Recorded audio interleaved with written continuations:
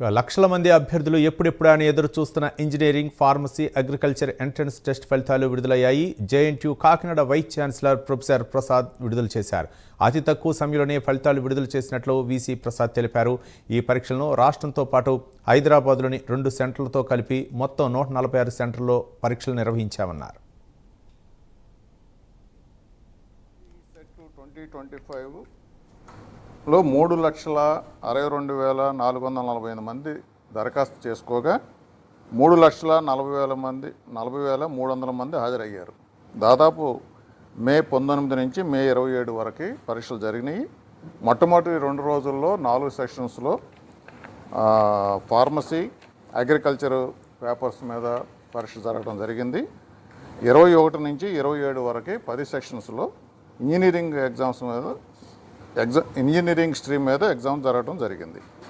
వీటన్నిటినీ మనం వెబ్సైట్లో ఏపీఈపీసెట్ వెబ్సైట్ https://search.apshi.ap.gov.in పాటు మనమిత్ర వాట్సాప్ గవర్నెన్స్ నెంబర్ ఉంది 9552300009 ద్వారా కూడా స్టూడెంట్స్ రిజల్ట్స్ని తెలుసుకోవచ్చు. అయితే ఈ పరీక్ష 145 పరీక్షా కేంద్రాల్లో జరిపించడం జరిగింది అన్ని జిల్లాల్లోనూ. అట్లాగే ఈ పరీక్షల్లో 189,748 మంది అర్హత సాధించారు. అంటే దాదాపు 71.65% పాస్ అయ్యారు.